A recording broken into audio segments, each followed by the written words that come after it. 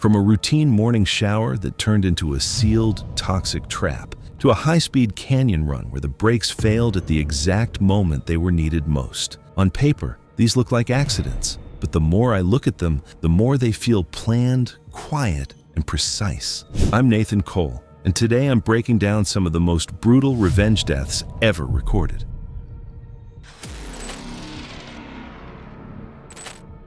It was March 14, 2016, in a quiet duplex neighborhood in Tampa. The street was still, with only the sound of running water and early routines starting behind closed doors. Nothing stood out, nothing felt off, and that's what made it easy to miss that something had already changed overhead. One of the residents was Leonard Pike, 52. He worked maintenance at a storage facility and lived alone after his divorce. His routine was strict, and small disruptions tended to stick with him. The dog next door became one of those. It barked early in the mornings, sometimes late at night, and Leonard didn't let it pass. He complained repeatedly, knocked on the wall, and on a few occasions was heard telling Marissa to silence it.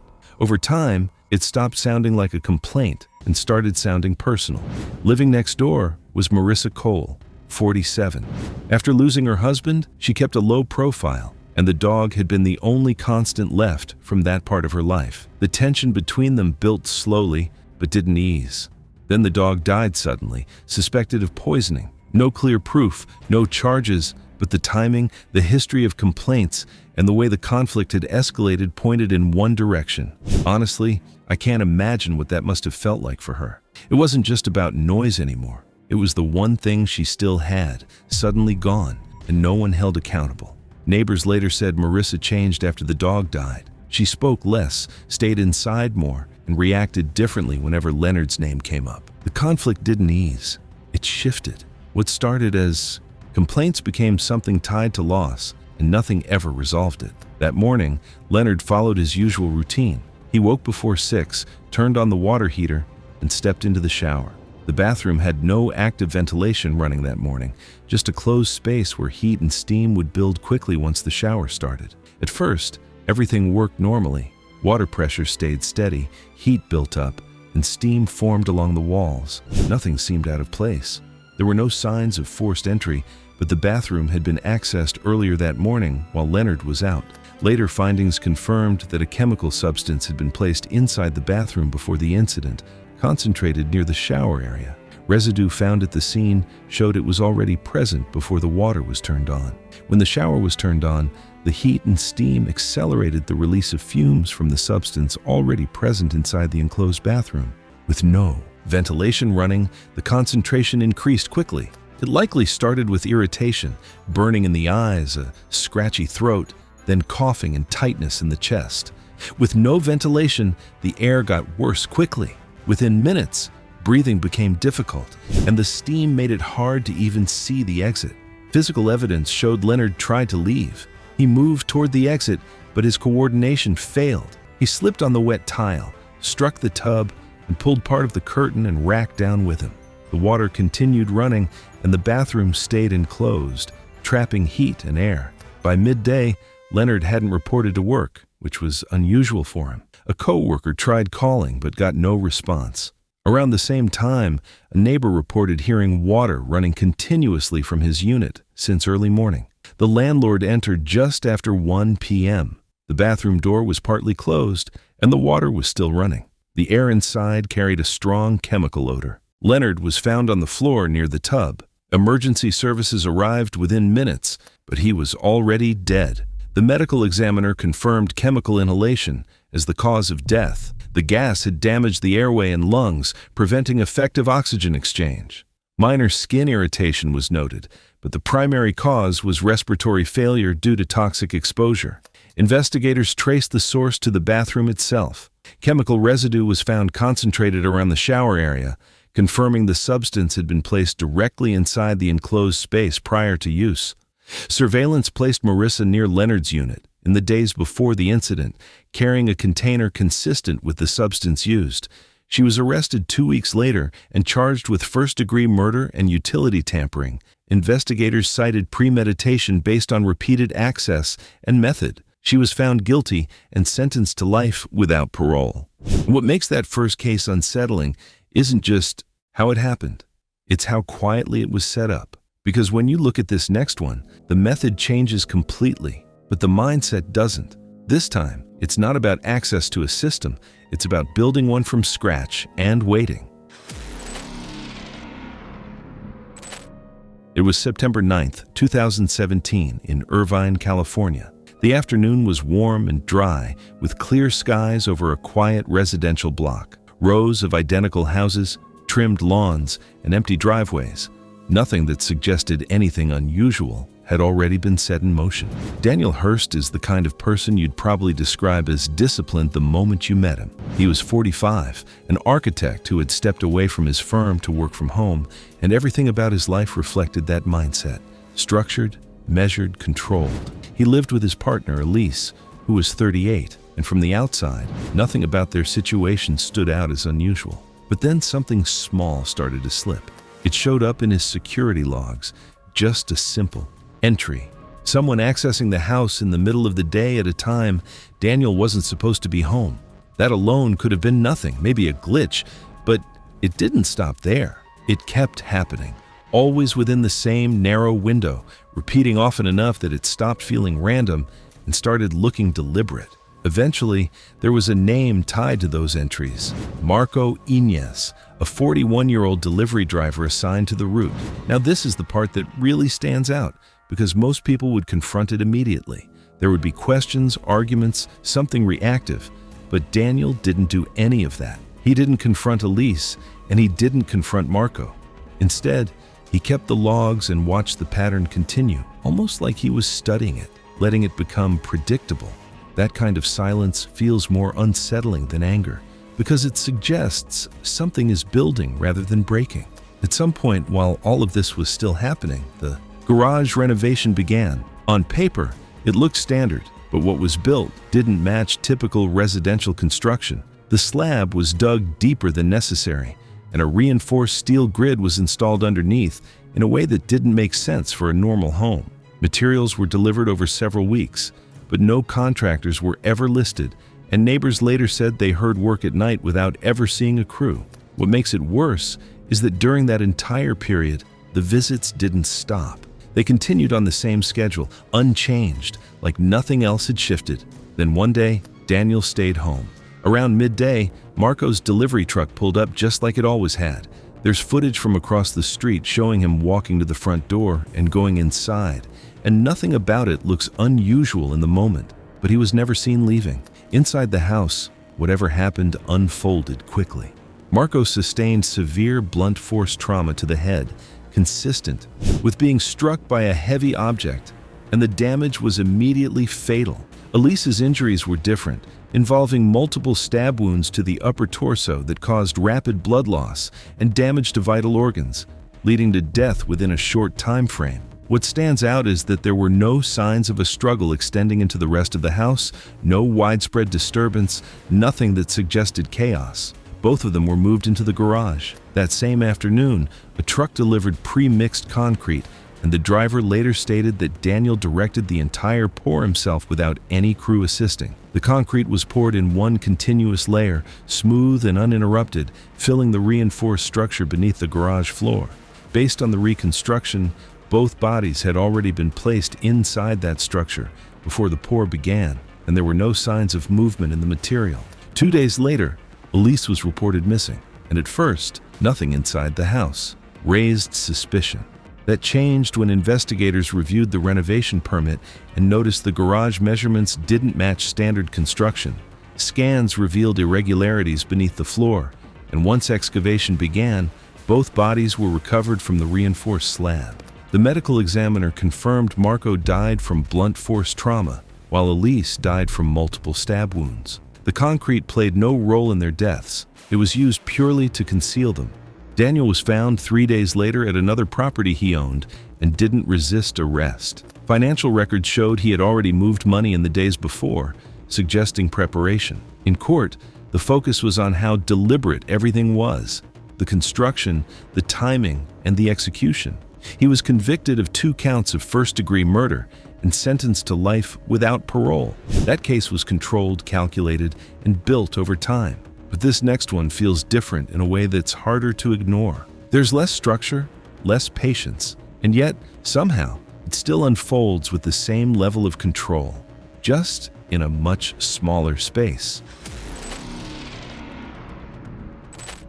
It was November 3rd, 2015, in Columbus, Ohio. The apartment complex on South 4th Street looked quiet, with most residents inside as a cold front moved through. Nothing stood out that night, except a brief power drop that affected only one unit and then returned as if nothing had happened. Earlier that fall, Ethan Rivas, 22, had settled into a strict routine built around training, classes, and recovery as a junior on his college track team. His schedule rarely changed, which is why what happened next feels so calculated. That night, he returned to his apartment just after 9 p.m., unaware that earlier someone had tampered with the electrical panel outside his unit. Investigators later confirmed the breaker connected only to his apartment had been manually switched off. At 9:17 p.m., his power cut out. The hallway light stayed on, and no other unit was affected. It lasted only seconds, but it was enough to draw him to the door. The moment he opened it, two individuals forced their way inside from the stairwell. Everything happened quickly.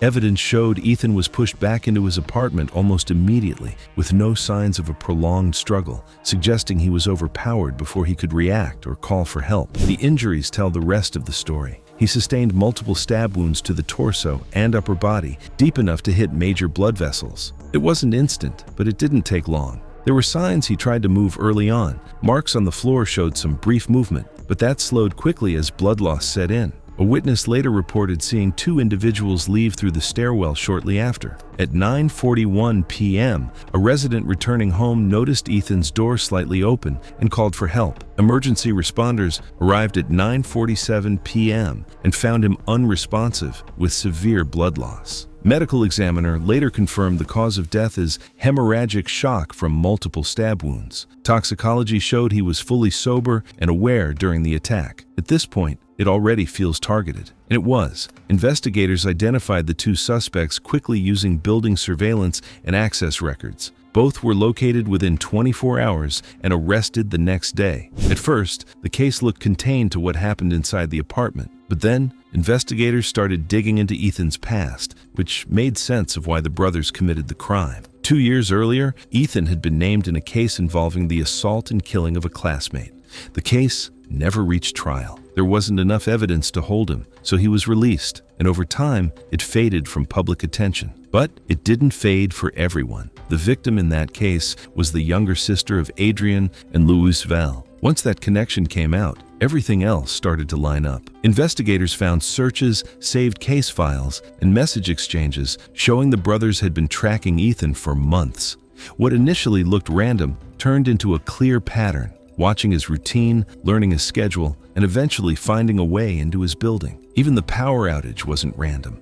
It was controlled and timed to draw him to the door at the exact moment they needed. Adrian and Louise Vale were charged with first-degree murder, unlawful restraint, and tampering with evidence. Prosecutors focused on the level of planning, the surveillance, the timing, and the execution. Adrian was convicted and sentenced to life in prison without parole, while Luis received a 35-year sentence based on his role. I know a lot of people felt the verdict wasn't fair. I've seen comments and even petitions asking for a lower charge, but in the end, they committed a crime and had to face the consequences. And in this next case, it's the opposite. Wide open space, public. Road, daylight. And still, the outcome was already decided before the drive even started. If you're still here, you're catching the details most people miss. That's exactly what this channel is about. So, if you want more real cases broken down like this, consider subscribing. It was May 22, 2014, along a 2-lane stretch of rural highway in California's Central Valley. The road cut through flat farmland with long visibility and almost no traffic. By late afternoon, one vehicle would leave that road in a way that didn't match the conditions. And that's what makes this a disturbing case. Nothing here looked dangerous at first. Derek Nolan, 33, had just returned to seasonal farm work after a short break. He moved between jobs that most people avoided, known for getting things done, but also for reacting fast when pushed. People around him noticed the same pattern: short temper, quick escalation, and no hesitation when something set him off. He worked in places with long, highways, open land, and fewer people around. Oversight was minimal. That kind of routine left gaps where things could happen without being noticed. Not far from one of those jobs, Thomas Veles, 58, ran a commercial beekeeping operation. He had decades of experience managing thousands of colonies and transporting them safely. Weeks earlier, Thomas's teenage son confronted Derek over stolen farm equipment. The argument escalated. Witnesses said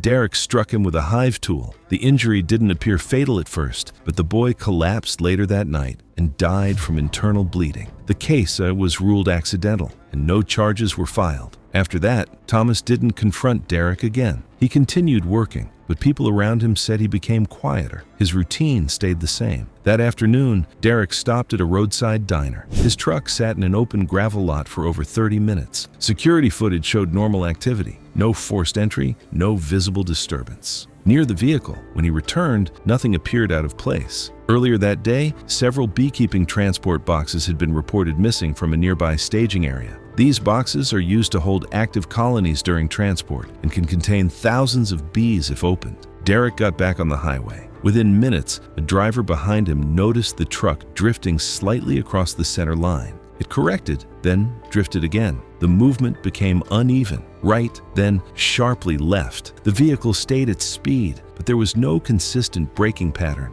Later, a large number of bees were found inside the cab, far more than what would normally end up there by accident. It pointed to the bees being released inside the vehicle while it was parked and unattended, turning the enclosed space into something chaotic once he got back in. With the windows closed, many of the bees ended up trapped inside the cab. As the truck picked up speed, they didn't clear out. They stayed inside, moving unpredictably in the confined space. The sting pattern showed heavy exposure to the face, neck, and upper chest. Medical findings indicated rapid swelling in those areas, along with pain and disorientation consistent with multiple stings in a confined environment. That level of exposure can interfere with breathing and significantly affect coordination. The truck left the road after a final overcorrection, dropped into a shallow embankment, and struck a fence. A nearby farm worker called emergency services within 2 minutes. Responders arrived about 11 minutes later, but had to wait briefly before approaching due to active bees inside the cab. Once the area was cleared, Derek was found unresponsive. The medical report listed the cause of death as blunt force injuries from the crash, with multiple bee stings identified as a contributing factor that impaired his ability to control the vehicle.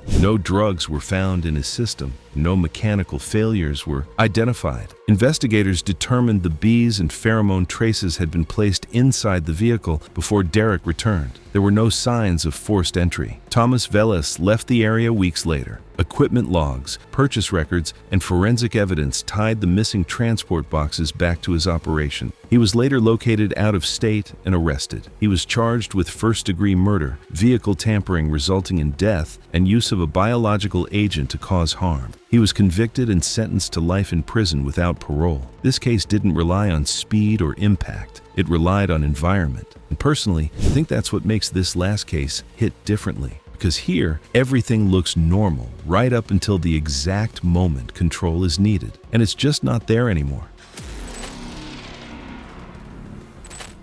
It was August 18, 2018, on Angeles Crest Highway in California. Traffic was light, the air dry, and visibility clear along the mountain curves. By early evening, small groups had gathered at pull-offs, watching cars move through the canyon at speed, something that had quietly become routine in that area.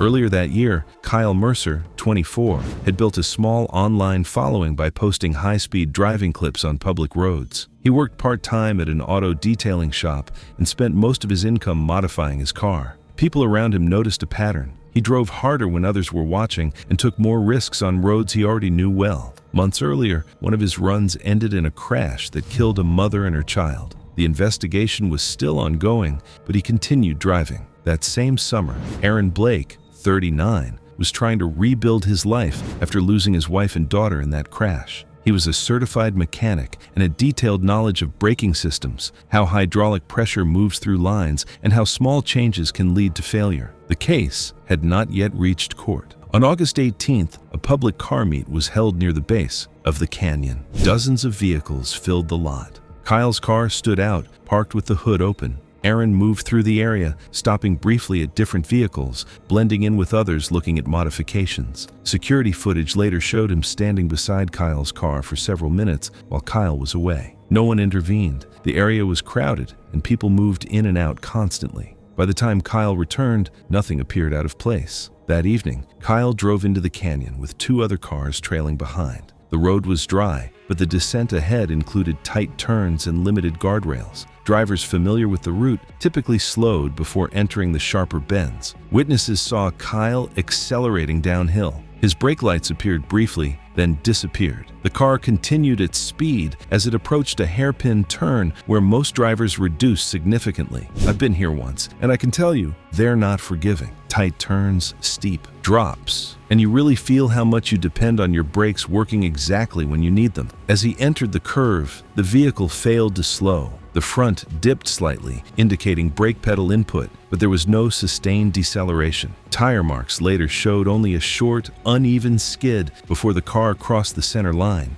Witnesses at a nearby turnout saw the car continue straight past the turn. It struck the edge barrier, which failed under the impact. The vehicle went over the side and dropped approximately 400 feet down the slope, rolling multiple times before coming to rest against rocks. Part of the fall was captured on a phone recording from above. The car rotated repeatedly, shedding panels as it descended. There was no visible correction after the initial loss of braking. Emergency services were called immediately, with the first call logged at 6:42 p.m. Due to the terrain, responders required time to reach the site. Fire crews and paramedics arrived at the base after about 22 minutes using a service access path. Kyle was found inside the vehicle, restrained but severely injured from repeated impacts during the descent. The car showed significant structural collapse in the front and roof areas. There were no signs of fire, but fluid leakage was present near the engine compartment. The coroner listed the cause of death as multiple blunt force injuries, consistent with high-speed impact and repeated rollover. Mechanical inspection focused on the braking system.